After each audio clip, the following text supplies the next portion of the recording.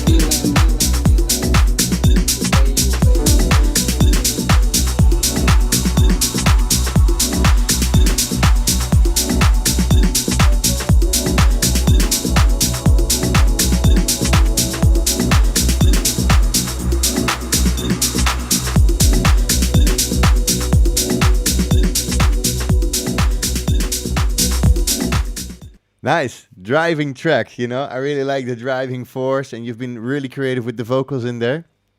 Yeah, I love creating an ambience with the vocal and creating like a call and response with them. Yeah. Um, so I had like the longer version of the vocal, like feeling that I had, and then the response is like Feeling. feeling. Yeah, yeah, yeah, yeah, yeah, yeah, yeah, Yeah, yeah. And also like the whoa, whoa, whoa, yeah, whoa. Like the steps are yeah. really cool to like keep that sort of like hypnotizing sort of thing going on. How did you Yeah, get to 8-bit? Because it was a remix for Gorge. yeah. How did that work? Okay, so the funny story is like during the pandemic, everybody was all like, "Oh, it's a pandemic, life sucks, everything sucks," Yeah, And yeah, I saw it as a huge opportunity. I was like, now nobody's touring. That means they have to do something else with themselves while they're inside, right? yeah, And that's when everybody started hosting remix competitions. yeah, And I was like, I have to take like full advantage of these. So I started like signing up for competitions, and then I saw one from 8-bit, and I was like, wow, this is perfect. I've never seen an opportunity like this before, yeah, and this is exactly what I wanted. yeah, So I was like, I get the stems, and I'm so excited to work with them because I love the vocals are very simple, and the chords were beautiful, and I already had like a melody in my head that was playing. So I sat down and I made the entire track and I sent it for the remix competition. yeah, And they boiled it down to like top 20. And that was like, and they had a live stream counting down from the top 20 tracks. And in the end, they would reveal the three winners. So I was I was going in with no expectations. I was like, well, actually, I had some expectations. I was like, yo, at least make top 20. I would be excited. yeah, So they started counting down, and got to like the top 10. I was like, there's still a chance, like counting down. It was like, at this point of time, it's top 5, and I'm already convincing myself, you know what? You learn things, you're every opportunity is a way to learn. And I'm giving myself the self-talk of like, it's okay, man. Even if you didn't win, whatever, you learned top 3. I was like, at this point, I'm just curious. Every other track has been phenomenal. So I was like, okay, who's gonna win? And yeah, the last one, the one that actually like came number one yeah, was my tune. yeah. It was my Wow, that tune, must have been and such a ride. Yeah, I was on the chat going insane, and it was nuts. It was yeah, nuts, and that was me realizing like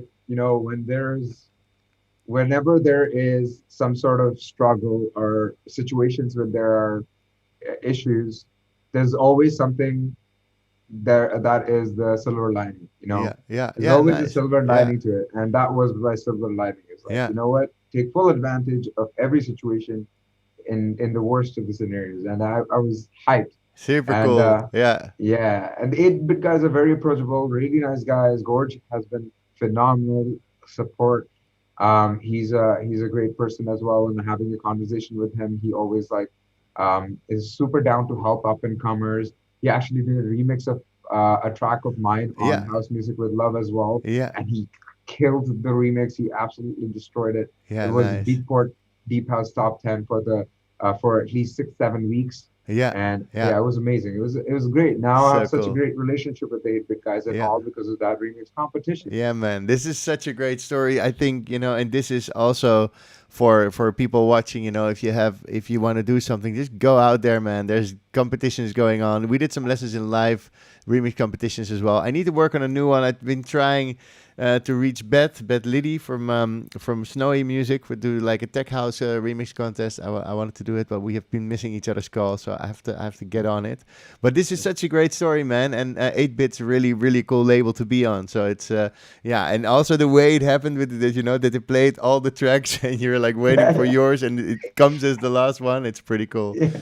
Adonis Jones Yeah. says, nice track, by the way. Thanks for tuning in, Adonis. Nice that you're here. Let us know if you're watching. It's super cool. We're on Facebook, Twitch, and YouTube. So it's cool you guys are checking us out. And especially Crimsen, of course, because he's the music man. We're going to dive into the remix. Maybe we should just go ahead and do that instantly. If you can share your screen, we can see Yeah, how you sure. made the track. And I'm curious to the pads also. They sound very like they're sort of like diva I'm not sure if you use Diva for the pads, but Oh, you'll see. yeah, exactly. Oh, exciting. I'm not gonna reveal all my secrets just yet. Only in 2 minutes. Yeah, While the project loads. yeah, Give me 1 second. yeah. Super cool. Yeah, nice. Well, in the meantime, maybe it's cool. I really want to share this other one that you um, made. It's the Drake edit. So let me just load it up here so we can have a look.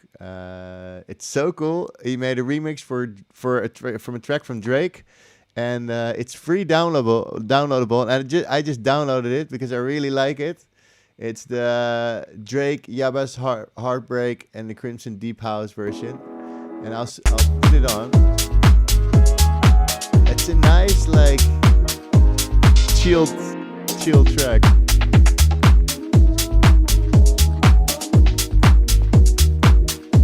So if you guys need a nice and groovy track, check this one out. And how do they get the extended version? They can just reach out to me through Instagram or something, and I'll send them the extended version. Because the extended version you can actually mix it in. This one starts with piano and has a fade out. For sure. But this for is all nice. Lessons in life. People, just DM me and I will send it right over. Yeah, let's definitely do that because it's so nice. I really like the track. It's so chilled. So I see Dalal also already says like I would like to have it. So that's good. Super nice. Yeah, it is super nice. It's so nice and like chilled, laid back grooves. I really like it. So that's the Drake edit. That's super nice. Super nice bass. Diet crisps. There's more people. Yeah. Guys. Okay, guys. So go to Crimsen SoundCloud and send him a message, and you get the extended edit. I also said like, hey, I'm gonna download it. And he said I have the extended edit, which is actually like 6-7 minutes or something. So it's a bit more mixable, but it's great. I would see myself play this somewhere. Actually, I would say just hit me up on Instagram because I respond a lot faster on Instagram. So just hit me on Instagram. And nice. I have my track ready. Yeah, let me share Zoom again. So we're back at Zoom. I'm all over the place with all my screens here. Menno Meijer, welcome to the stream, man. Crimsen, nice to see this interview. And I think I had some lesson from Camiel through sound education. We probably did, Menno. I'm always teaching everywhere these days, so it's nice. Definitely, yeah. You have a familiar name though. Nice, super cool. It's a small world indeed. You know, we're now connecting Valencia with Toronto at the moment, which is nice. And Kuwait's in the house. We have Holland in the house. So yeah, it's nice. It's always fun to do this. I love technology. I'm gonna be in Amsterdam for ADE. 11th to the 19th. Nice. If anyone's there, hit me up. Yeah, a friend of mine asked me to come and play on a Thursday, but I think I'm gonna stay here. I can wear a Camiel mask. You can wear a Camiel mask. That would be something. Yeah, but then you have to take off these fancy glasses of yours, you know. We'll talk about it. Yeah. Let me put this like this, so we have a full screen there. Nice. So this is the remix. Mm-hmm. Really cool. Yeah. I'm gonna put your name all the way on top here. Zip. Yeah. So I'm curious to how you've done some of these things. It's always good to see other ways of working. Mm-hmm. Just make this smaller, put you there. So great. It's pretty tidy, man. Do you always work this tidy? I definitely try to be organized and as tidy as I possibly can. Yeah. You know what's funny is because with these red glasses I can't even tell the colors, so it doesn't even matter that they're color coded. It's a good thing I don't produce with these red glasses on. Yeah, it's just for the show. Nice. Everything is either white or really red. Oh wow! I love your dedication to it. Super cool. It is.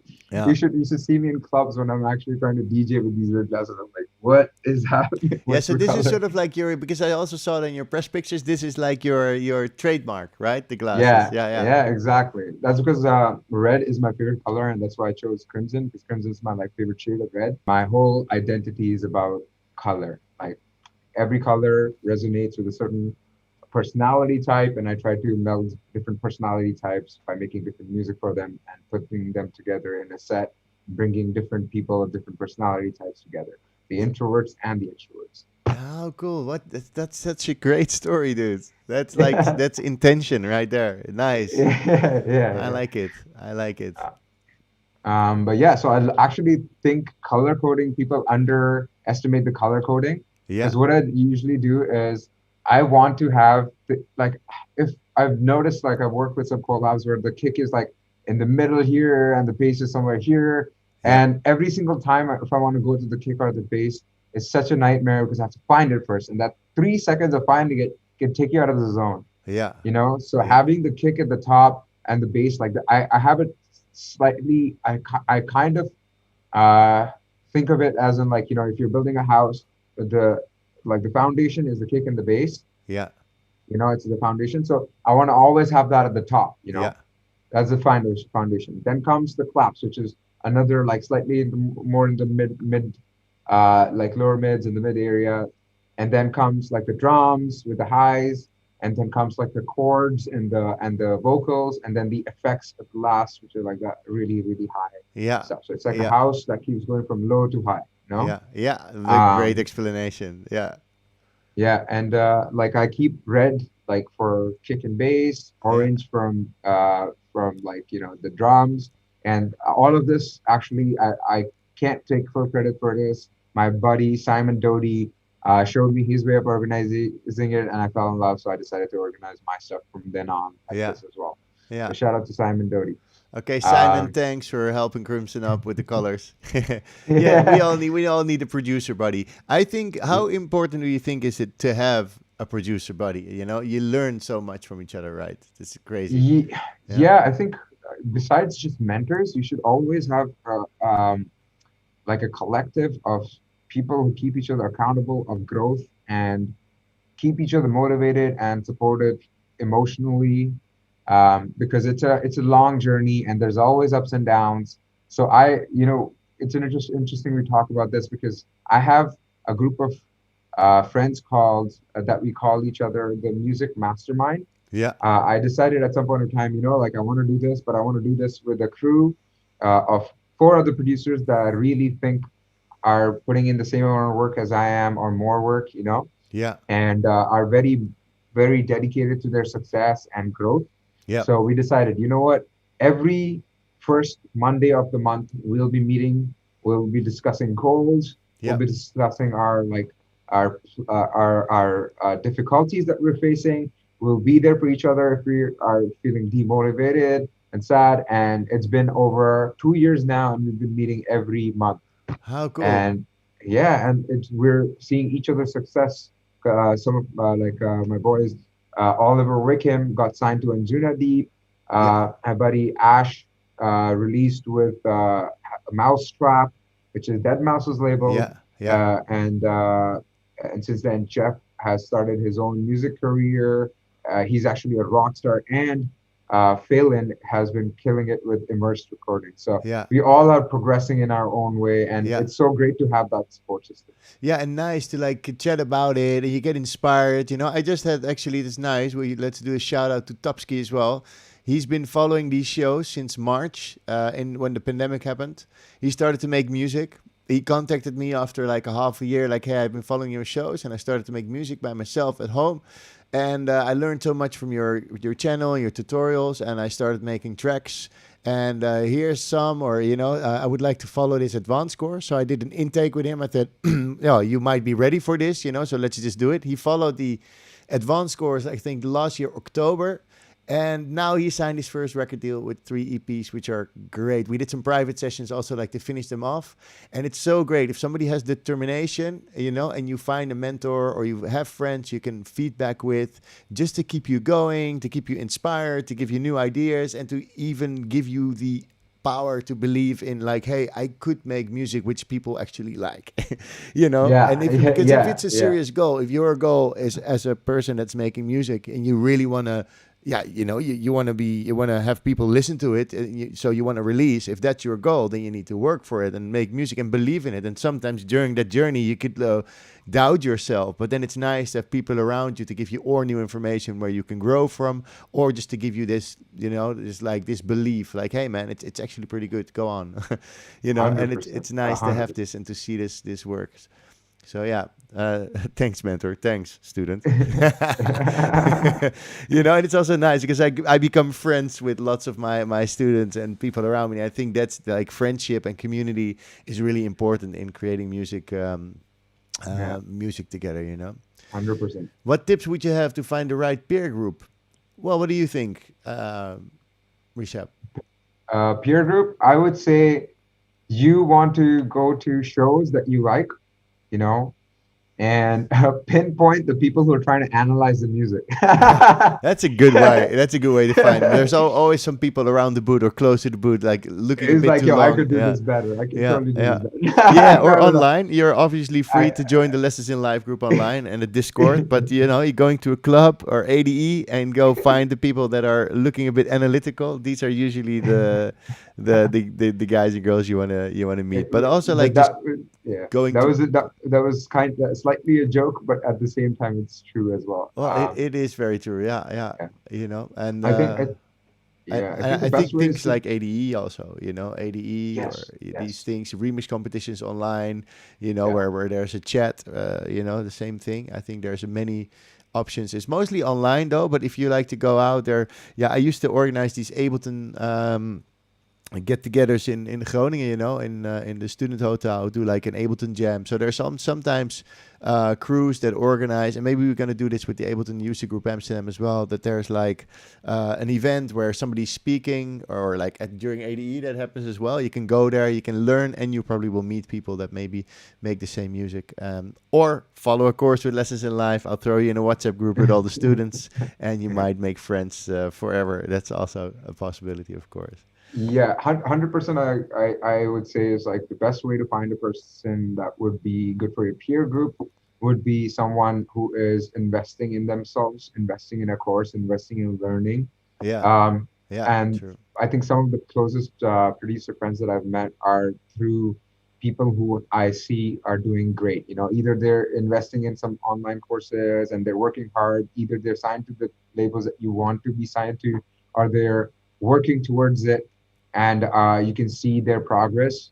Those are the people you want in your peer group, the people who are serious about things, Yeah, but at the same time understand that it's also like a friendship. You know, it's not just about the success of your music career. It's also because that you can just vibe together and just generally a good mentality of positivity. You know, like if someone has a good mental positive attitude, I think even if they're not good at music yet, if they are working towards it, they will get there really quickly. yeah. You know, I've seen some go really fast.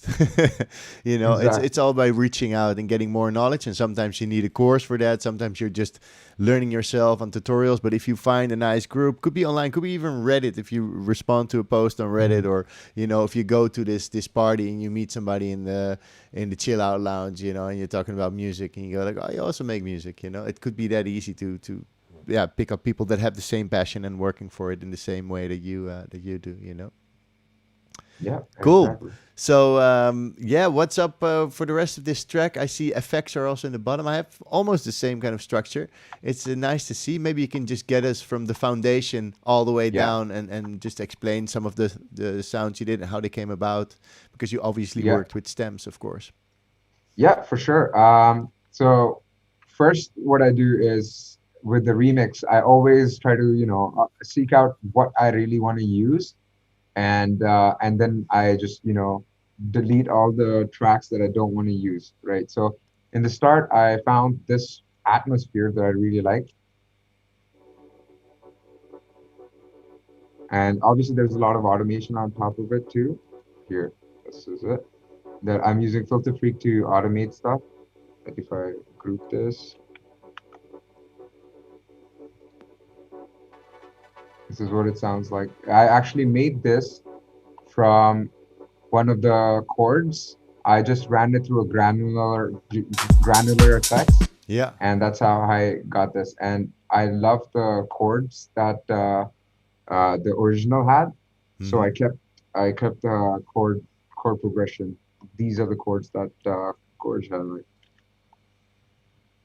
So the same chords. they're very subtle. Yeah. So I was like, you know what? This is the foundation. Yeah. Besides the vocals, and the vocal was just so good. And it's also the core of the track. If you take away the signature of the track when you're making a remix, I think that's a problem because a remix should give like homage to the original. Yeah. I think a remix is Yeah. not supposed to be just trying to flex an original idea. It should be more so like giving homage to the original track and adding subtleties of your own identity on it. Yeah. Like, Yeah. Yeah. like this is why what I appreciate about the track. It's almost like me showing like this is what I appreciate about the track. Yeah, No? yeah, exactly. Like this. Yeah, I'm working on a remix. I'm struggling really hard. Like, it's actually one of my ex students. He reached out for some private lessons a year ago, and now he's making releases with a friend, and they did pretty well. They said, "Hey, do you want to do you want to make a remix?" So I said yes, and I tried to make version 1. Sometimes you're not Mm. into it. Then I now try to make version 2. I stripped more and more of the original, and now I only have like 2 steps and the vocal, and I'm still not there. But also maybe just my inspiration sucks. So I'm gonna give it one more go, and Yeah. then try and build a whole track, and then just add the vocal first, and then see if I can fit in some other sounds. But just build my own track. But sometimes you can get lost in the elements. I think also from the Yeah, I remix. think it's you have to go with the flow, and it's kind of hard sometimes to just get that, something to click. Yeah, yeah. But once it does, that's the best feeling ever Exactly. to do that. Sometimes it needs a few takes. You need to go Yeah, through it a yeah, few yeah. times. You need to just like shut down the project, walk around. Yeah. So the way I try to approach the remix is one, or any track in general, is once I found the most important ideas, I try to build the most exciting part of that track. That's Yeah. the drop. And then from the drop, I reverse engineer the breakdown. So now I have a breakdown and a drop. Yeah. So now all that's left is, like just building up the rest of the track. So add an intro and an outro, and then maybe another smaller drop where I introduce maybe Yeah. another lead element. Yeah. That's a Um, cool way to make the track. Yeah. Yeah. yeah, with melodics, it becomes a little like complex. So what I do is I take just a regular piano Mm-hmm. and I map out the chords that go with the stems Yeah. that are remixing. So for in this case, it was this pad that kind of maps out with the vocals as well as the chords, And I loved how it like the chords provided this like hopeful feeling. Yeah. Gorgeous remix was more so like very sensual. I wanted to take a little bit of that sensuality and add a lot more like hopefulness almost to Yeah. it. That's kind of like a theme in my music. It's like almost a little slightly hopeful. Yeah. Uh, Nice. yeah. And then I just worked with the vocals and the pads and the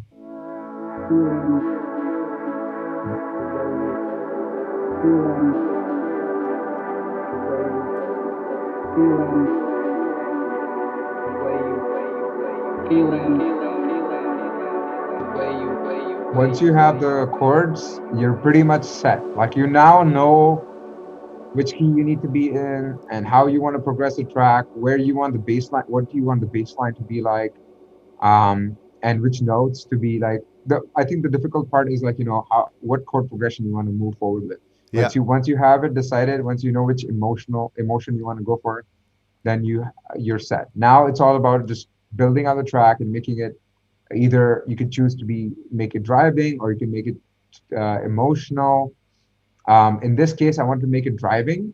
Yeah. That's why I decided, you know what, I want a bass line that just keeps going in a repetitive manner. It doesn't have too much of a variation to it, and it's the groove is very simple in Yeah. this case. So I see it's an external freeze. Did you take it from yeah, a hardware synth? yeah, I did. I took it from I believe I took it from my. What did I take it from? Yeah, I had a Model D. I sold it and I got a sub 37. Okay, But cool. the Behringer Model D is what I used to The bass line. make this Yeah. bass line, Can you play and it? it's amazing. I Yeah. loved it. I Maybe loved the solo Model it. D. I'm curious to hear it. Hey, Yeah, Marijn, here. what's up? Marijn from Fleets Online. More Dutchies in the house. What's up? Nice. Yeah. So this is what it sounds like. It's very simple. Yeah. It's only the low. I have just the spark filtered, nothing crazy. I just didn't want to have anything No under this crazy because EQ. like the Yeah. kick would also interfere with that, and I Yeah. wanted the kick to be the main part. Nice. Like just the lower of the kick But you really, have the track really. spacer also. Yes, I have the track space Yeah. as well, Hey, just in Renee case. Red. Welcome, man. Where you're from, actually? I haven't seen that name before, I think. Nice. Yeah, And the track space, I see you use a lot of Camel Fat 3.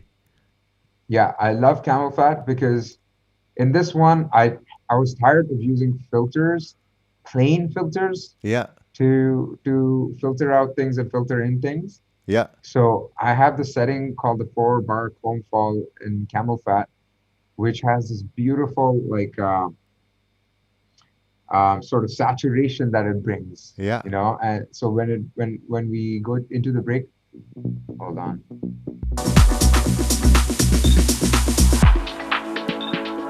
you hear that? Yeah. That bit crushed drums. That's Camel Fat. That's Camel Fat. That's different than filtering it, you know? It's like it gives it Yeah, a bit different vibe. yeah, Yeah.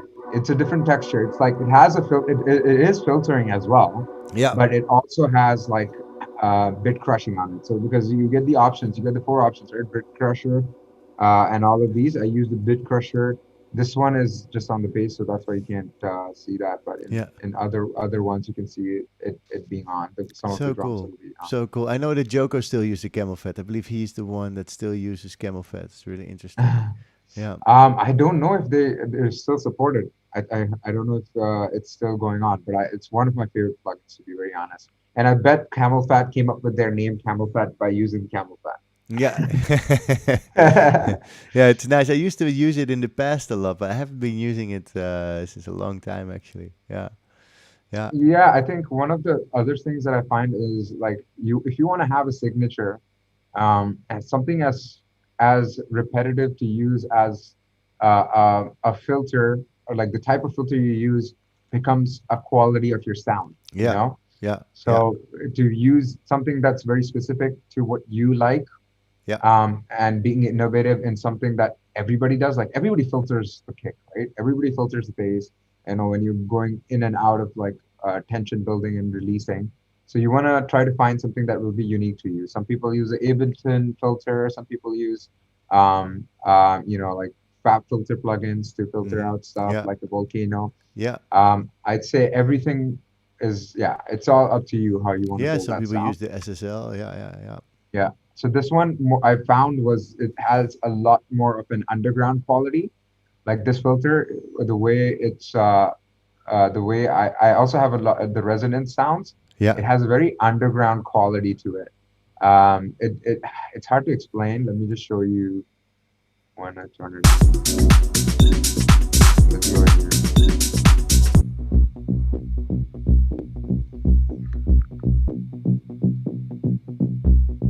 Yeah. Let's solo this part.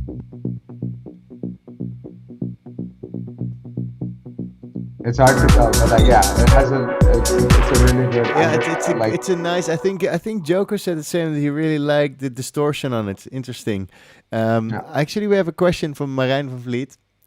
Do yeah. you use a linear phase EQ on the sub bass, or do you choose not to because of the pre-ringing that it brings with it? I don't. I Okay. just use the regular Fab filter, and so far I don't have phase issues.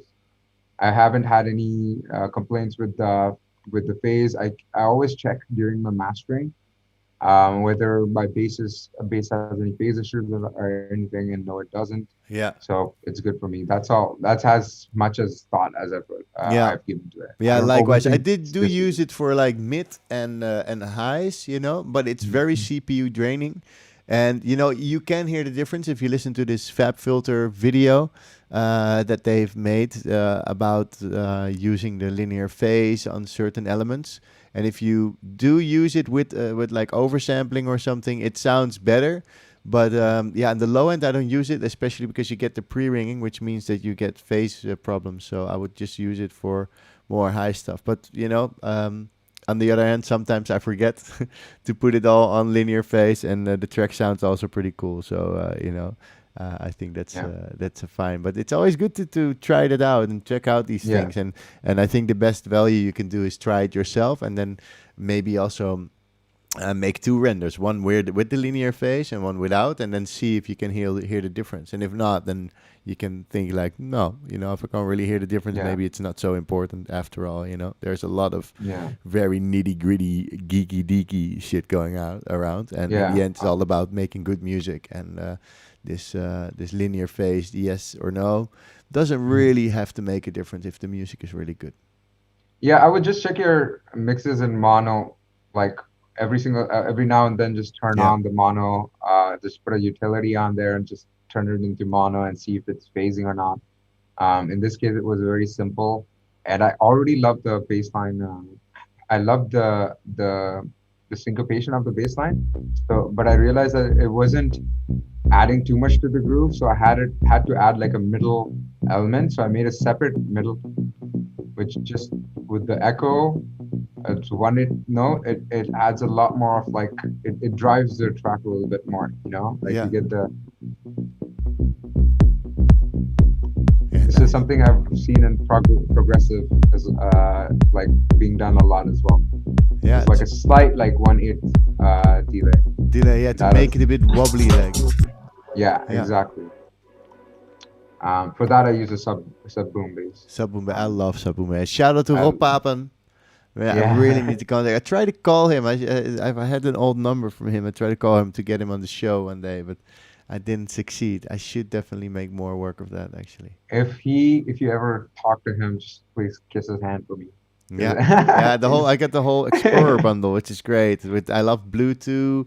I love the Predator. I love the Sabume bass, and he's got this crazy chorus, which I checked out recently, which is really nice. Yeah, Yeah, yeah, cool. Yeah. amazing.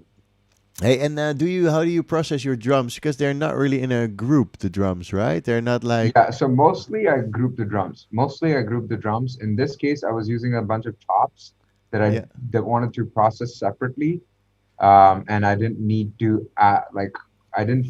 In the end, what I decided is, do these need compression? yeah, Like, do I need to compress them together for them to sound together?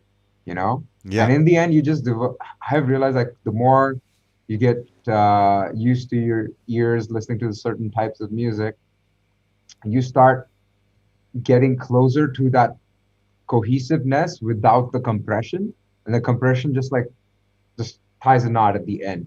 yeah. In this case, I felt like, you know what, I tried compression uh in a group, and I was like, you know what, it sounds great without the compression Yeah, altogether that's great you because know I actually I really like it that you say I tried it and it didn't work. So usually people just slam. Because I teach, so I see a lot of people they just slam compressors on shit. Like, oh yeah, yeah, that's what you do, right? You compress every yeah, channel. No, it's just only when you want to glue something or so, or when you have a yeah, big dynamic difference and you want to make the dynamic difference smaller. That's when you compress.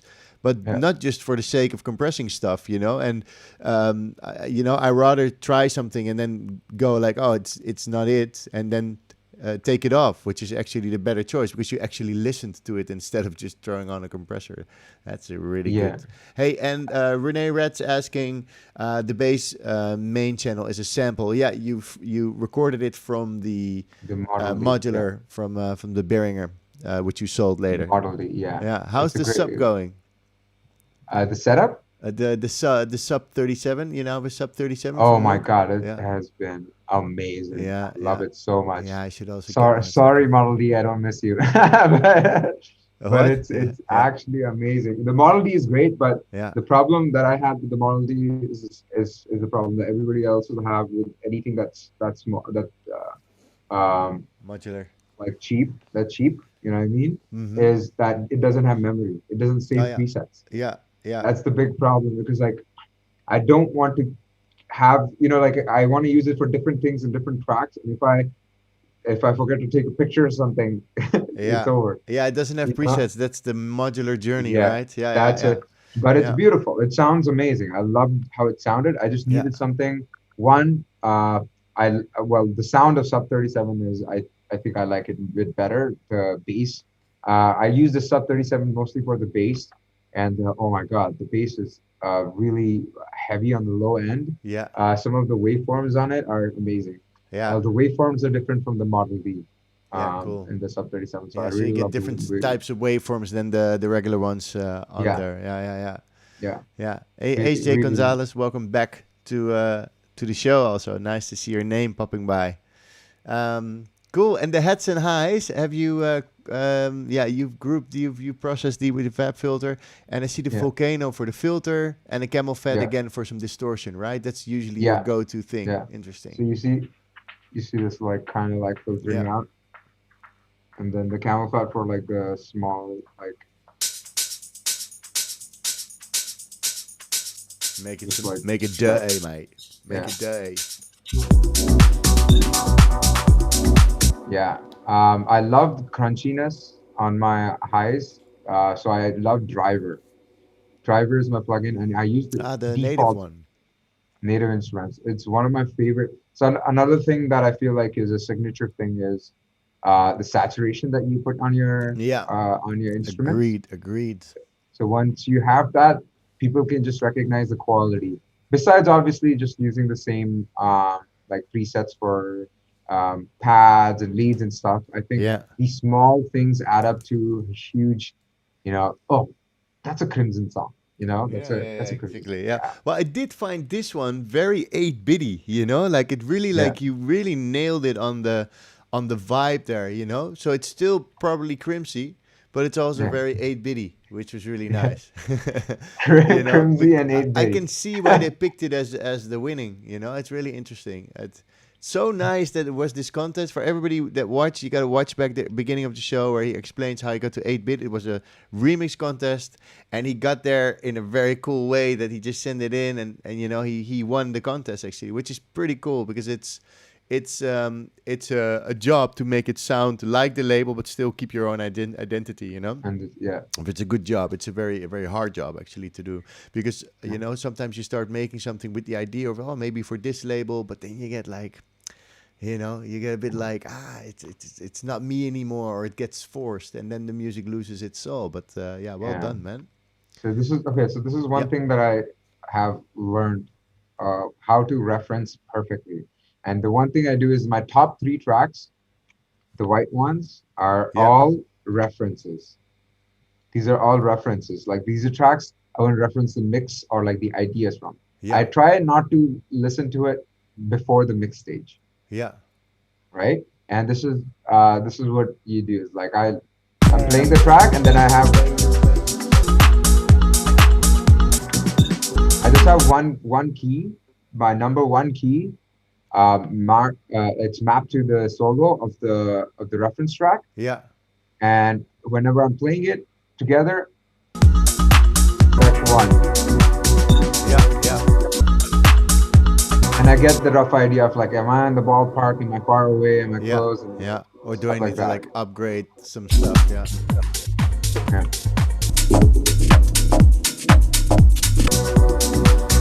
Yeah. Yeah. Nice. Interesting. Yeah. There's also this adapter plugin from Plugin Alliance, which I really like. I love adapter. That's what I Yeah. use for mastering. Yeah. I keep it at the end of my master chain, and I put all these reference tracks. I copy paste them into like the master chain, and then I compare them visually. Yeah. Yeah. That's honestly the best plugin that I have for referencing. Yeah. That's the best plugin you could ever have. Yeah. Yeah, adapter. It's pretty expensive for for a reference plugin, but it's really Yeah. good. So yeah, Plugin Yeah. Alliance is good. I should ask them to. We were promoting them. We should ask them Yeah. to sponsor the show. Yeah. Yeah. Why not? Hey, and the chords and the dub chords. I'm curious to how it Yeah. went down. So at that point of time, I was recently like playing around with um, pigments, I believe that was, yeah. So Oh, pigments. Arturia, yeah. Oh my God, I loved one of the so I try to innovate only when innovation is absolutely necessary. Mm-hmm. It's like if I have a sound, like I try to find the sound that's closest to what I'm visualizing first, Yeah. rather than just like start from scratch. Because every time I start synthesizing, I realize that it gets to a point where I'm spending a lot of time trying to perfect that sound rather than just get to that sound and like work with that sound. You know what I mean? So Yeah. so I found a plugin, a preset, and then I worked off of it to make it a lot more, how do you say, stabby. So let me first disable these, Yeah. right? And then let me show you what the sound sounds without any of that, right? It's just a simple stabby sawy sound. Yeah. Then you add Dub Station, which is a great plugin for like dub echo. Yeah, I have it, man. I don't know where I got for audio damage. Yeah, yeah, yeah, yeah, So this one, I created like sort of like a really long echo with a little bit of saturation, and it's also like has its own like width aspect to it, which helps a lot. And they're in itself, they're like phasing in and out, and that's fine for this vibe of yeah. this. Then I have another small uh, with three and four as the delay, The and that timing. one Yeah. adds a lot of. This is the one which adds like a lot of depth during the breakdown. You know, because now you're getting ping pong vibe, but also the dubby vibes. And then Yeah. I have a simple like LFO tool to just give it like that, so that give it a little bit of like a swing, Yeah. Like it's in side order to change. go Yeah. with the, yeah, side chain, just a slight side chain, and this is just a filter. And the filter, I love like playing around with the filter. I don't attach it to anything. I just automate it by just clicking, Yeah. because I have a clear idea of like how loud I want it to be, Yeah. like how open I want it to be, how close I want it to be. But at the same time, sometimes a lot of the stuff is happy mistakes. Like Yeah. this is a happy mistake. I usually don't do this. I usually close this and it goes straight to this Yeah. exactly. Yeah. This is a happy mistake. This is a happy mistake. Sometimes I copy paste stuff and I copy without this thing off, and it turns out to be like, okay, perfect. During the breakdown, Yeah. actually, this one was decided because in the breakdown, I wanted Yeah. it to To complete, go lower. build up again, Yeah. Yeah. build it up again, filter out, because the pad is now like the more upfront element. So that's the pigment one. Yeah. And then I Great also, reverb also. yeah, I love the this hall reverb that I've made. Is what is This it? is Is it like this the normal Ableton? So wow, what a great chain! I love your chains, man. Yeah, so this is where organization comes. So I have two aliases. I have Rish and Crimsen. Crimsen is one of my aliases for the melodic stuff. So Yeah. I have a very specific, like I organize my stuff that I really want to use again and again. So like I have the sends. If I type send, if I can It's with type an S. send with the W, right? yeah. Yeah, and then I have like very clear like hall reverb. Yeah. This is the hall reverb. This is the one I use here. Um, and I love this EOS plugin, Audio Damage. I came across it because Artie, the guy who makes trance, Yeah. I was listening to one of his songs and I was like, wow, his reverb is so beautiful. So so I watched a tutorial of this or an interview, and that's where I got this. And since then I've loved this reverb The a lot. I have Like EOS too. The audio it's damage. perfect. Nice. It looks It's good. Very perfect. easy It's to. it's Yeah. just flawless. It's Nice so and clear. funny. On a side note, I remember when we did that session and I wanted to talk to you about workflow and I saw your workflow. I was like, okay, go home, Camille. I don't need to tell you anything. It's really cool. It's really nice to see, and the amount of time you put into. How much do you consider that workflow is part of like having a good flow and building? Do you build more music with it, having all these things ready? Do you go faster? You get your signature sound, of course. What is the big takeaway for you to have a good like workflow set up? Yeah, well, the biggest thing about workflow is it allows you to autopilot, it allows you to not second guess things.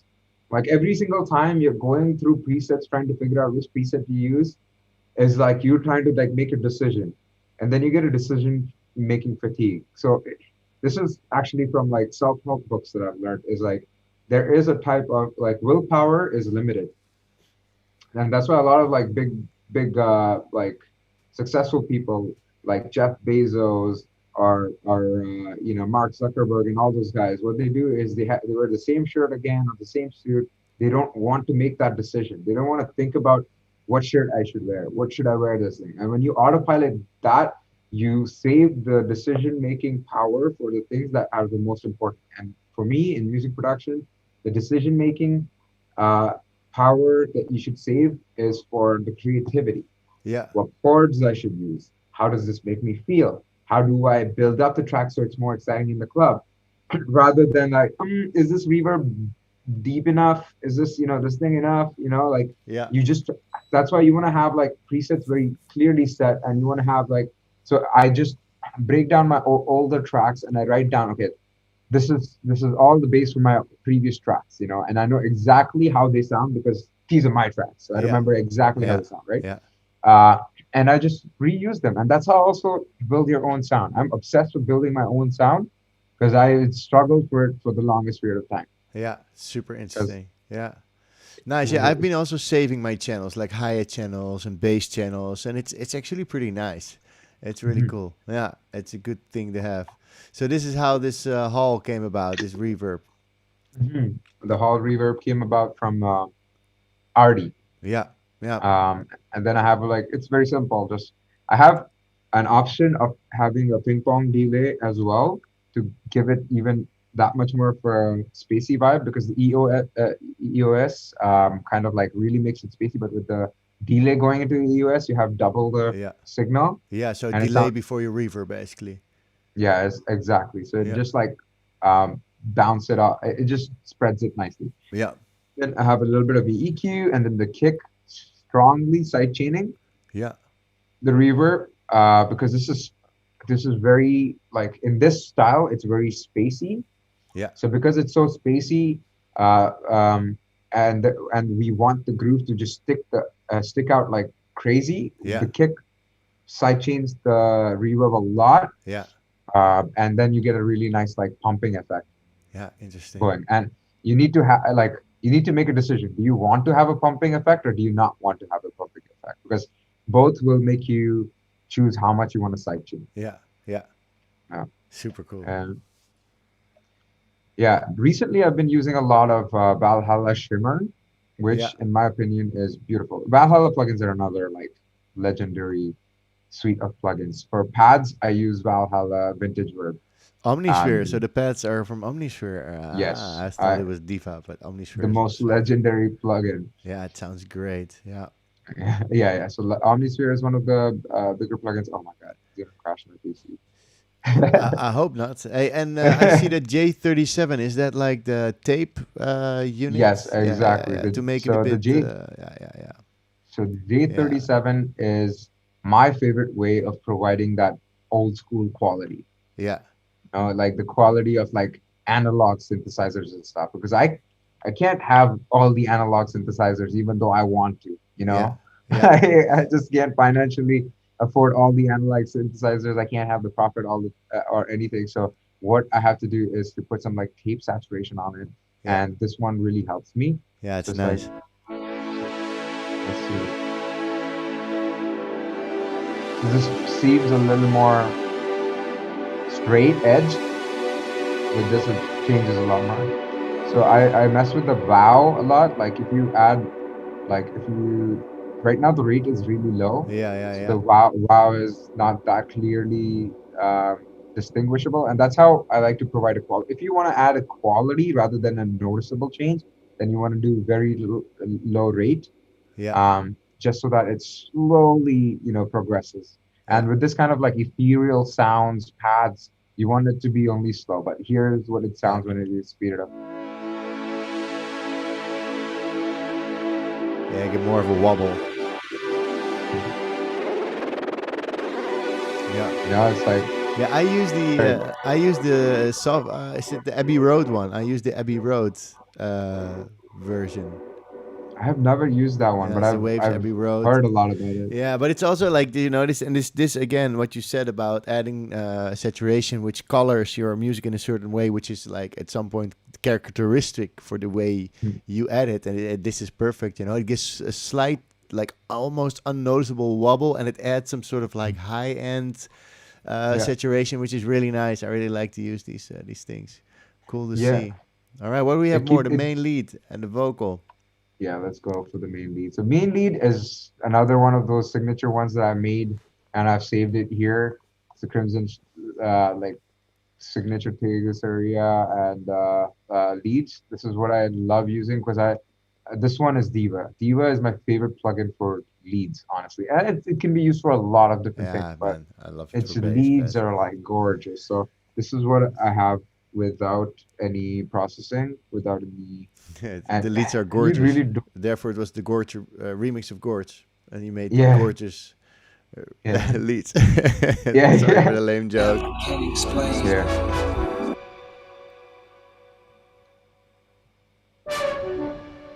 Yeah, yeah. I think maybe the best And you can analog open this. sounding digital synth in the world.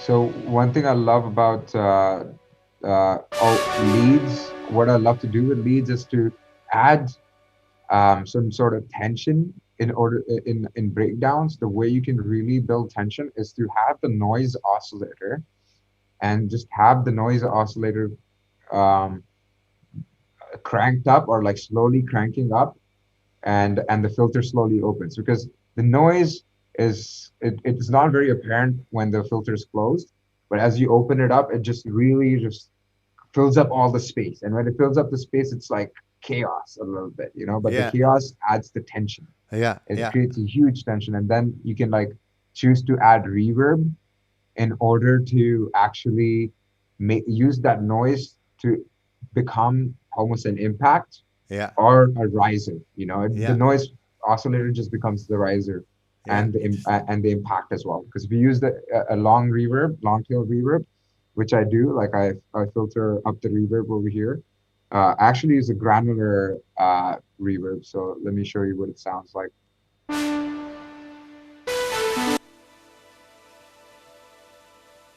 It's really nice. What's this reverb grain space? I've never heard of it. I think. It's beautiful. Oh my God, it is beautiful. It just takes something that the chorus shimmer setting it takes and something that is melodic, and then it I don't know, it just makes it so beautiful. It's a great delay, right? But it Yeah. also adds reverb in itself. So it And where spreads did you it. get it? What is the thing? I've never seen it in my life. Crane Grain space. space. Yeah. It This looks is also audio cool. ready. It's sort of like Ritty. audio. Ritty Grain audio. space. I'm gonna check it out. Yeah, it's beautiful. So that's when like that's how I create the tension over here. Yeah. Feeling that I have, I can't. And I have just a simple EQ. I It's the low usually cut. do a lot of like first step of EQing is I cut out all this frequency that I don't like. Second is there anything peaking out of it? Is there anything that sounds like it doesn't belong there, like some resonance or whatever? Sometimes I like resonance. Sometimes there is certain frequencies that peak, but I like it. Yeah. Like it adds to the emotion that I'm going for. That's one of the things. That's why I don't force myself to just go and pull down every resonant frequency. I have Yeah. to make a decision. I allow myself to make that decision. Yeah. It's good to make sure that you're not taking too much resonant frequencies as well. Otherwise, you haven't got anything left at some point. Your Yeah, music sounds super it's just a thin. flat sound Yeah. of Yeah. Yeah. no.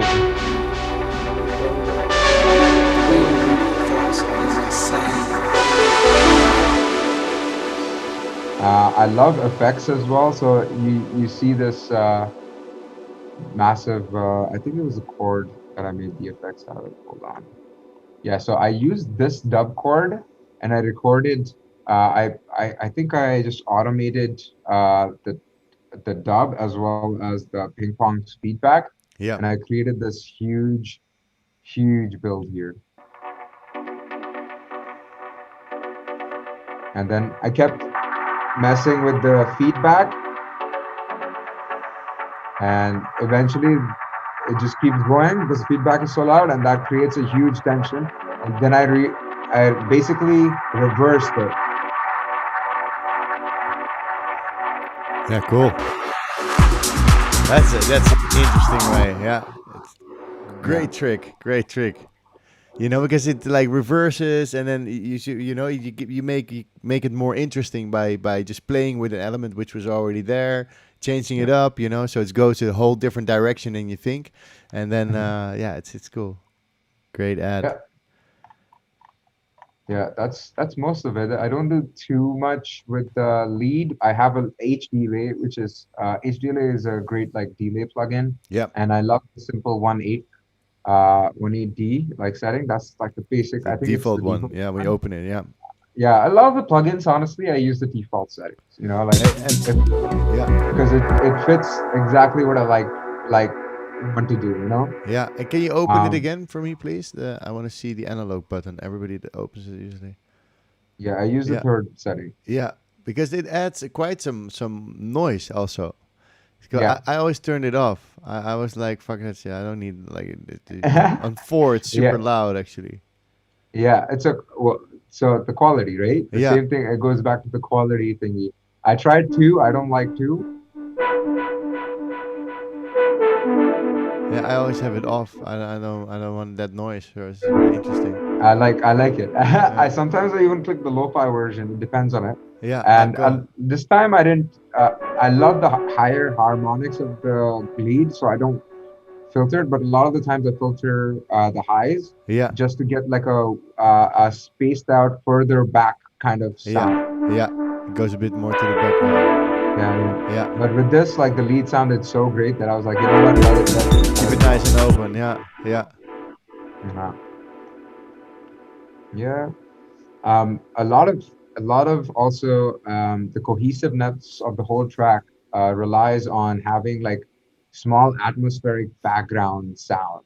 And if you listen to this track, you'll be able to tell like there's a lot going on in the background that is not easy to notice, because there's the vinyl things happening, and then there's like the vocal background effects that like, hold on, let me bring it closer to here. Yeah. Like this one is just like it's the echo of the voice that I just like repeat. Yeah, so it's like a noise, little noise. Like feel like it's and just you've set in. Yeah, so I've just like I've just used that it's very quiet, like so quiet. Yeah. So that just having that in the background puts everything together, because in the start you don't have much going on, right? So we have like the pads a little bit. We have this atmosphere. I didn't show you that one. This one, this, and this. These are the 3 like main persisting atmospheres.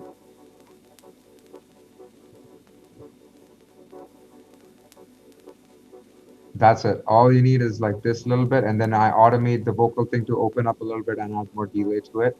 Yeah. But that's it. That adds so much cohesiveness. With the pad, the arrangement, one of the things that I like about it is I realize like I have a full chord progression. Yeah. I don't want to give it away immediately. I don't want to just start with it. I don't want to give people the idea of like what's going to happen, so that the breakdown brings this huge euphoria. It's like, oh, what the hell happened? Yeah, like that's it's it. like, that's oh, this is what. Yeah. This is where what the chord is like. So in the start, I have like the filtered pads a little bit with just like very simple like one chord which is filtered, and then I open up the filter loop.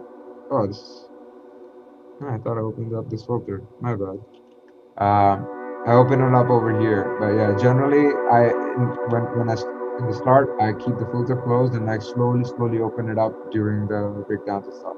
So this one, it just stays to this level, yeah, and then it opens up here. Towards the end. just before it's about to like explode. Yeah, it's nice. This is the just before the drop.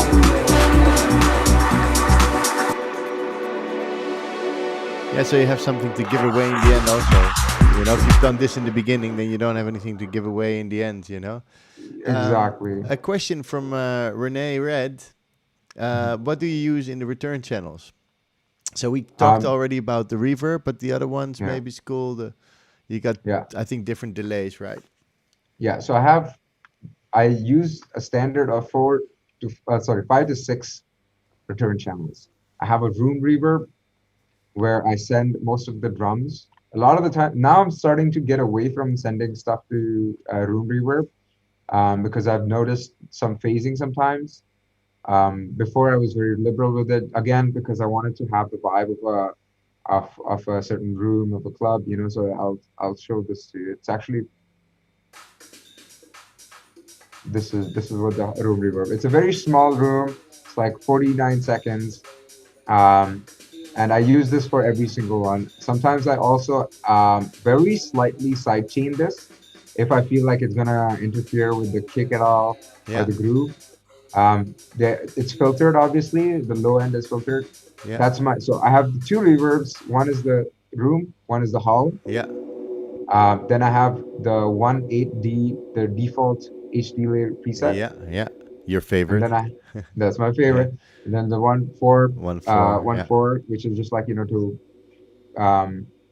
this is more so to have some sort. I sometimes use vocals. I send vocals to these, just to have that like call and response vibe because they automatically create a response. Yeah. You know, it's a 1.4, so it's like feeling. You know, like yeah, it's good. So, I always have 1.4, 1.8, 1.12, 1.16 usually set up like in my template. Yeah, it's nice to have like. Yeah, and you can also while making the idea when composing, it's nice to just send some stuff to these delays to see how they work and how you can already envision how the track would start to develop over time. You know.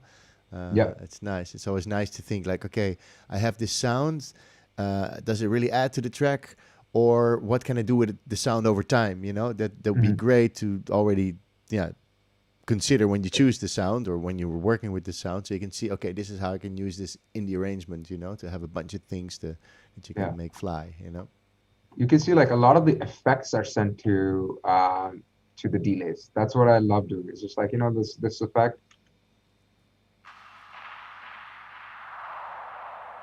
Like that just adds a lot more with the delay. Yeah, it gives a lot of depth to your track, you know. Yeah, stuff like that. Nice. Yeah, I also like one of the fun, quick ways of making an effects is have a massive clap, and then just automate the LFO on the filter and just put a decent amount on it, and it just like makes a cool ass. Yeah, it's just always different. Instead of just like a clap effects, you know, just like reverb slap on a clap. Yeah, it's nice to have it always different with the filter. That's smart, man. Just a little things like that, like distinguish a track from being like just okay to like really good, you know. I feel like that's what the big people have is just a little extra effort. Subtle variation. Man, I did like a tutorial on this on the Lessons in Live page. So people, if you're watching, of youtube.com/lessons in live, there's also Dive in Live tutorials besides the streams. And I make a lot of tutorials that are like 5 minutes long, and I show these concepts. And one is like to create dynamic music is to just use a filter and make every hit inside a track slightly different. So it's like every time different. It's just like your life becomes way more interesting if you do different stuff during out a day or like a week or your job or whatever you're doing. If it's like a variety of things instead of constantly the same thing, it's going to be more engaging. So the same goes for music, right? Having various hits going on in the track that are slightly different. Hey, Rishab, shall we listen to Grey Skies? Because that's the other one. That's on HM. House Music with Love. That's a house music with love. HMWL. Yeah. Yeah. I better do the house music. What a great name for a label. Yeah. And yeah, let's listen to it. It's got some great vocals in there. The vocalist, how did you get to work with the vocalist actually? So this is a nice question you asked because he's part of our mastermind, the music mastermind, Ah, Oliver nice. Wickham. He's Nice. He a did the part of release on producers who help Unideep. each other. Yeah. Yeah, that's He's nice. So part of you have a group and one of them can sing as well. What a great group. yeah. Okay, Okay. let's check this out. Yeah, check it out, guys. Gray Skies.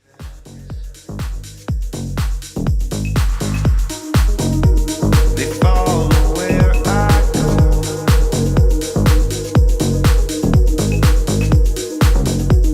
I barely even notice.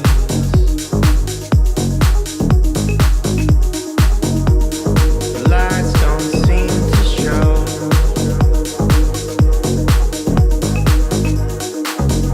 And the clouds are feeling endless. And these gray skies.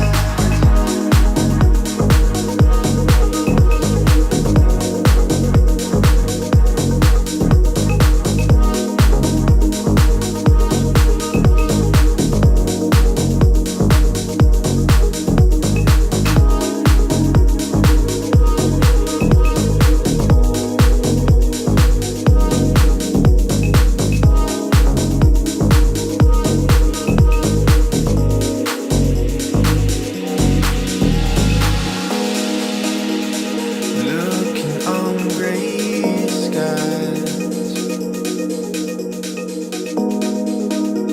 the thoughts I can't remember,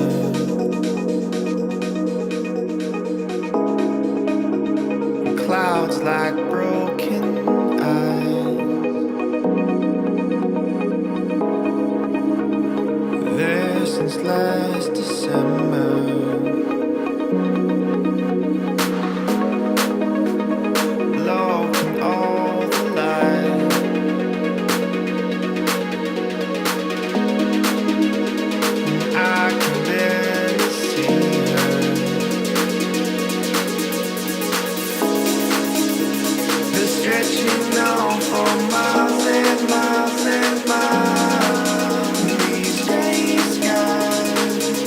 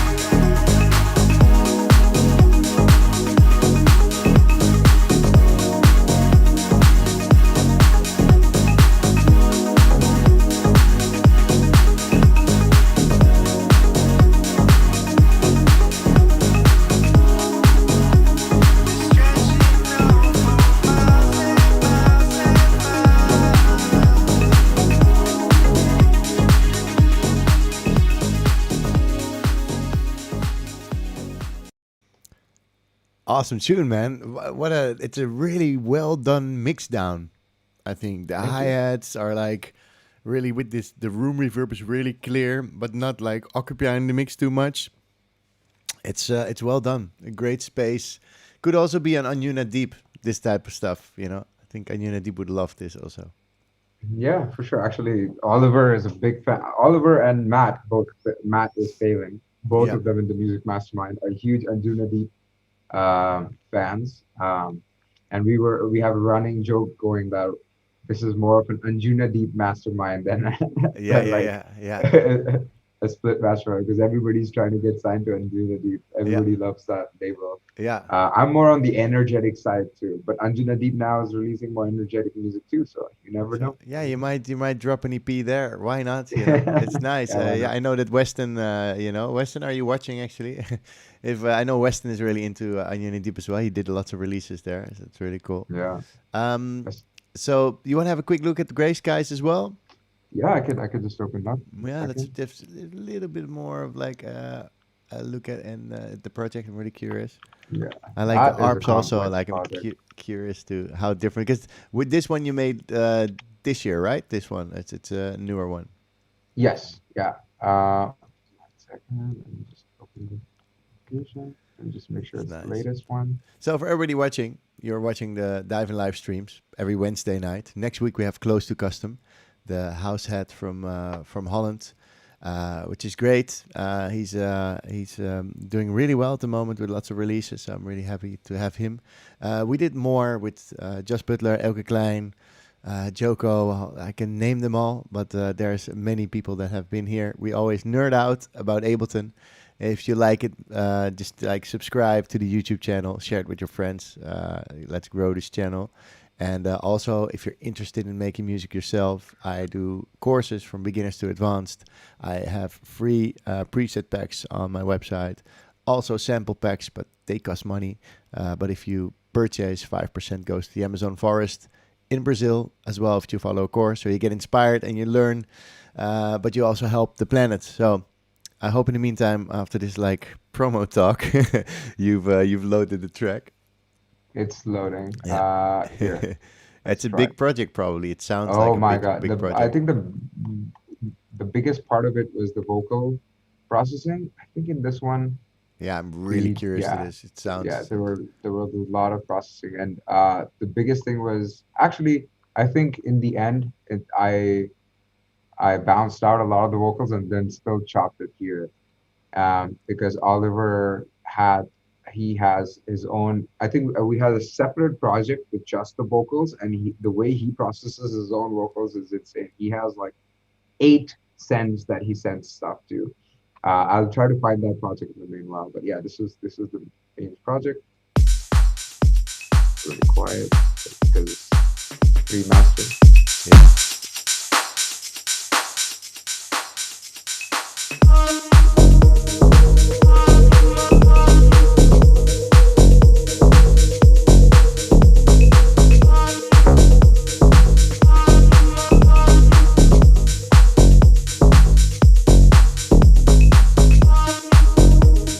So people, if something is distorting or the sound is off, please let us know. I'm not sure if this was too loud or something. Let us know if Yeah, something is off. just let me know Yeah. if it's loud or not. Yeah, so in here you see I've like all my drums are together because I usually group the drums, and that one I So this think one I you did. Yeah. I'm curious totally did. to yeah. So you did like the CLA drums from Waves are crazy to Yeah. use the Saturn, like a nice Mhm. combo of saturation there. Yeah, use a little bit, just a little bit of like crunch to the drums in this one. Hmm. And my favorite part of this track is the bass because I loved making it nonsensical. Yeah. Because usually when you get the bass, it's very like clear. You can kind of predict the groove. Yeah. You know, like, oh, it's gonna be like it's either gonna be like the techno where it's just the same like repetition, or like Yeah. in erotic soul it was the same track with the same like ba-dang, ba-dang, ba-dang, ba-dang, ba-dang. Yeah. In this I wanted to like try to make it weird. So um I have two channels. One is I think the low. This is probably the low. It's just I go very heavy stuff. Actually, this is not the low. This is the mid. This is the. It's very like distorted. It's almost like it's like evil, you know. Yeah. Yeah. It's Then super nice to I layer manage that. it with this. Yeah. Then after that, like so the Mani plugin, this one, it allows you to manage it a little bit. Yeah. It manages the bass a little bit, and then Also I have the Waves. Pro L to Yeah. The Many M is a Waves plugin, right? yeah, Yeah. Waves plugin. It Yeah. allows you to like just take away the harshness of this stuff. It's super I cool. like to keep my clap separate from my bass kick and stuff because Yeah. from the drums because I like to like have the claps slightly louder, and if I'm compressing the drums, then the clap will trigger the compressor, and I don't want that to happen. Yeah. So that's why I try to keep it like as a separate channel. And in this, I have two claps layered together. Claps is something where you have to be creative every single track. Like I think that's when you shouldn't be getting lazy with the claps and your like drum sounds and stuff, because that's like um, that's the speciality of each track. You know, it's like almost like you're giving the vibe of the track. So, and if you become like lazy in finding samples, or if you keep using the same class or whatever, in my opinion, it becomes like a very it's an easy thing because it works. For certain genres, it will work, but for deep house, it becomes a little too like predictable. You know? Yeah, and it's also nice for yourself to switch it up sometime. But yeah, no, it's a very if it needs to be solid, it's playing most of the time in the track. So yeah, Yeah. yeah. Yeah, it's a very personal thing, I think. What I about shouldn't say yeah, everybody should do this the same way as I do it. yeah, You know, like that'll be everybody has their something. own level of like creativity, Yeah, and just roll with that. Just whatever's intuitive, you know? yeah, yeah. And the drums, can you play the drums one more time? Solo the drums, Yeah. like the hi-hats are well processed. It's like Yeah. that's the CLA at work, right? I think it's the Yeah. CLA giving this sort of like, It's a small room. yeah, Part of it is a small room reverb, yeah, and then there's obviously the signature driver, you know the yeah. driver? Yeah, but I think if you mute the CLA, Yeah. is that not like the yeah? See, it adds like yeah. It's just also great sounds actually. Yeah. Hey, Yesin is online. Hey, Yesin, welcome to the show, my friend. Nice, always tuning in. Cool. Yeah. In this one, I love like just making all the like hats manually. Yeah, Like I just like to put it by itself. Um, and I have a bunch of hats actually. that's a good There's a swing in this tambourine man. and then a little bit of Nice. clap. And then I have a synth call in this one. But yeah, I this thing keeps it like moving, and then the snares just kind of like remind people like it's not repetitive. Yeah, You know, and I switched the snares if I remember correctly from the left to right. What? Yeah, I do. I do it over here a little bit. I've handed up. But yeah, that's most of the drums. that's nice. Processing is the CLA with Saturn. I have a little bit of saturation on the high end. Yeah. Yeah, that's pretty much what Yeah, and I'm curious to the vocal, man. The vocal is like I'm really curious. I saw lots of processing. yeah, It's here. Oh, oh, this is a version without the vocals. Let me find the real it's like version. it's the dub edit. Yeah, yeah. Let me see if I have gray skies. It's well organized, man. I have to be, otherwise I'll lose Yeah, it. But yeah, then the names kind of throw me off because I have so yeah. many. I think it was Project 11. Let's try this. How much time went down into the mix down of this track? Actually, this one it took a lot of time because of the vocals alone. Yeah, Because the vocals are such a separate part of it, and to fit his vocals to just take over and compete with the bass line, yeah, that was a difficult part. Luckily, we didn't use a lot of vocals when the bass line was going, but there was because I wanted initially when I made this track, it was with Phelan. We weren't even thinking about having vocals. We were thinking like the bass line would be the lead of the whole track. Like it yeah, would be and when you try to make room for vocals, that's when it becomes a little like tricky because now you have to think of um, ways to be more creative. No, it's not here either. I'm not sure. Let me see if I can find the project. Otherwise, it might be at Oliver's place. He lives close by as well, so yeah. that's why. Run there. Yeah, Okay, just come to pick up some vocal stems, please. Yeah. Yeah, no worries. You've shared already a lot of stuff with us, so I'm really happy. I think we had a really good chat already, and I think people will really find out a lot. But it would be nice just to see them because the vocals are really well processed on this one. I can really, they're laying in the mix so nicely, and as well with the hi-hats, more in the background, which is really well done. OG these are all version. That's nice. the original version. When I change it too much, is already. Yeah, Yeah, unfortunately, I don't think I have the no vocals on problem. here because I think we mixed it at Oliver's place. Yeah, no Um, problem. because he's the one who records his own vocals. He Yeah. has his own way. Yeah. But what I could do is I could show you all the sends that he has, because I made sure to create my own send channel. So I'm gonna start creating new channels here. I'll show you. I made sure I copied all of the sends just so I can use that technique for the future. So I can show Yeah. you what I had. So if I hit send, here there are the four. Okay, so he uses four main sends. Yeah. Let me put it one by one. Yeah, I think There's so. Otherwise, you're gonna get it super long. large, small. Oh, Ableton stuff also.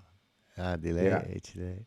he Yeah, likes the wooden room. That's his favorite one. Wooden room is his favorite reverb, I think. the wooden room.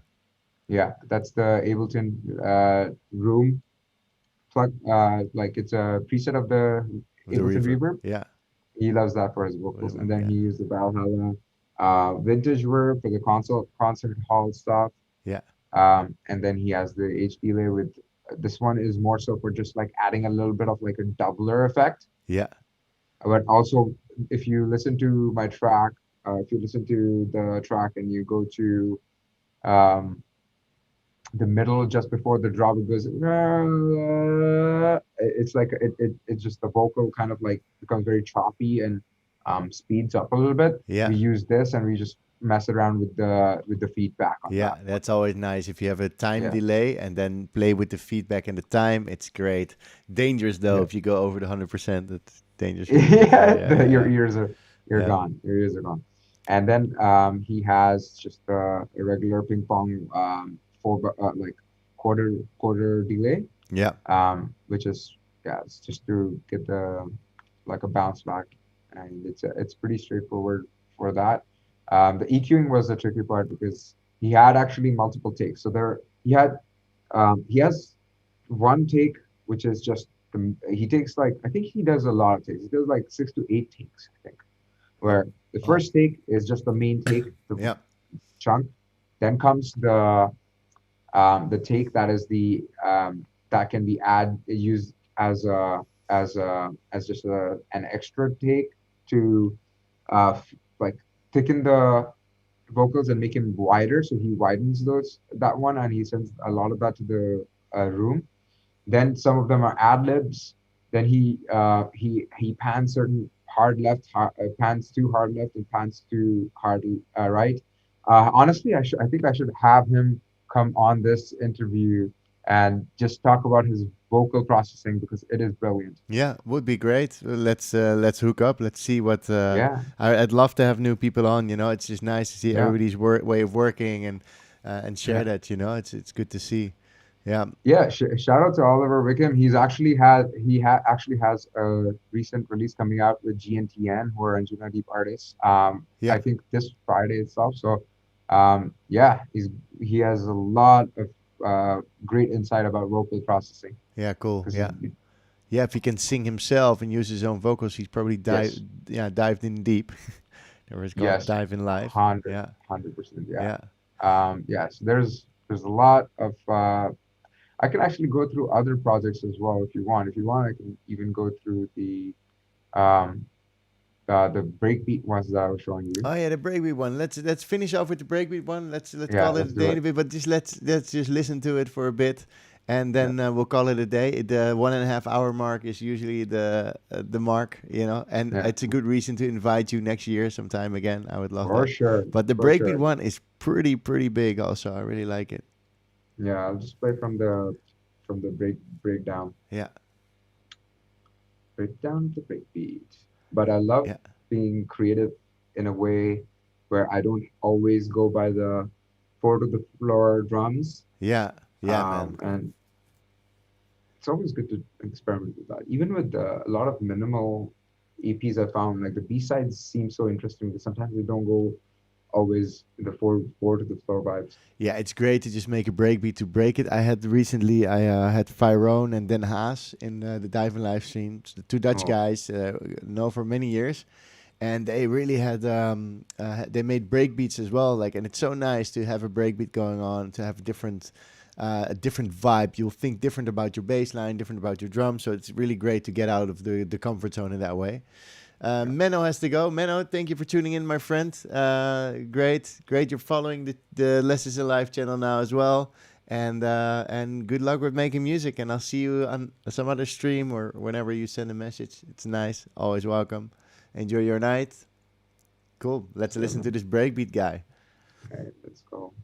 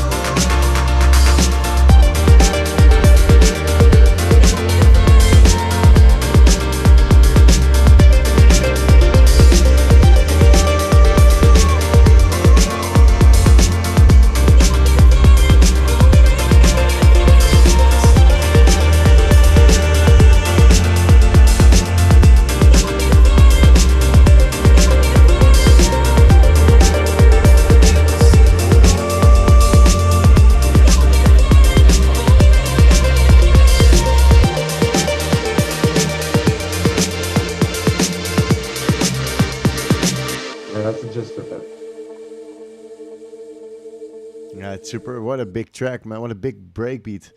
It's nice. So you just made this?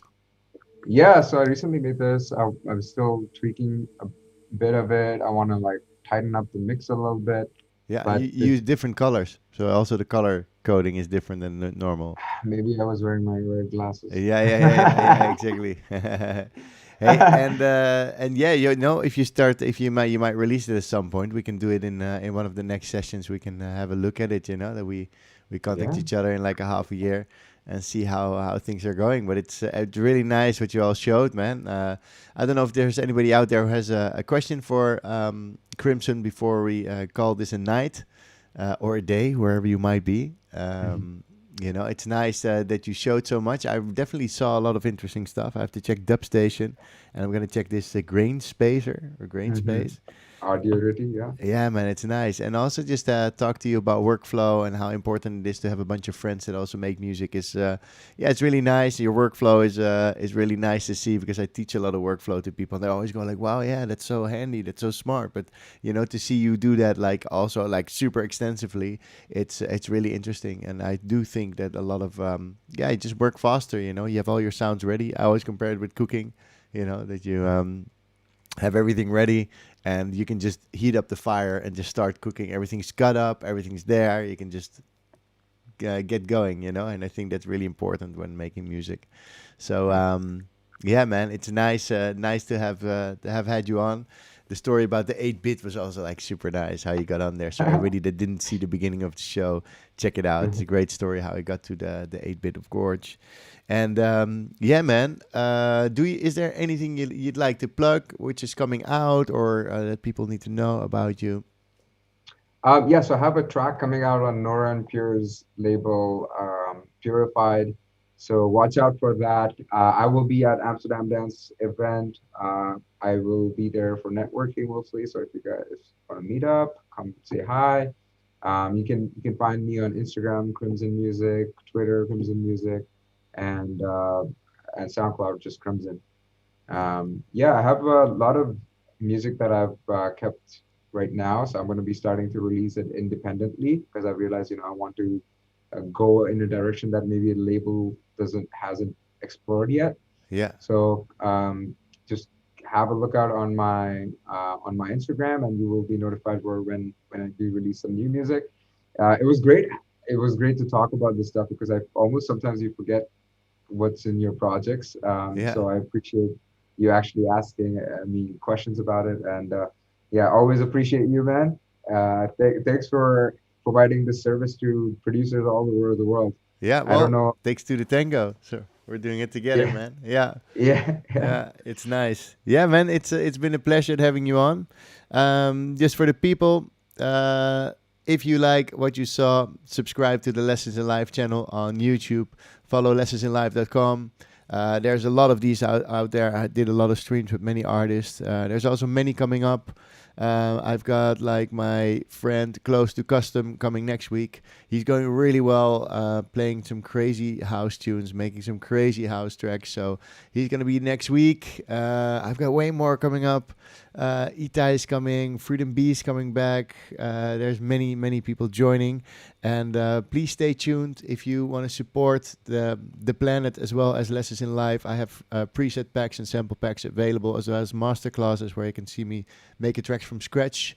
All available on the lessonsinlife.com, and then you go to the shop and you can find it. Of course, purchasing it helps me a lot, but also 5% goes to the Amazon forest in Brazil, where they are growing back Amazon forest, and they're helping farmers to farm smarter. So if you follow a lesson with me or you buy something from the site, you're basically helping the planet. So we're going to be back next week. So thank you for tuning in, and we'll see each other at the next one.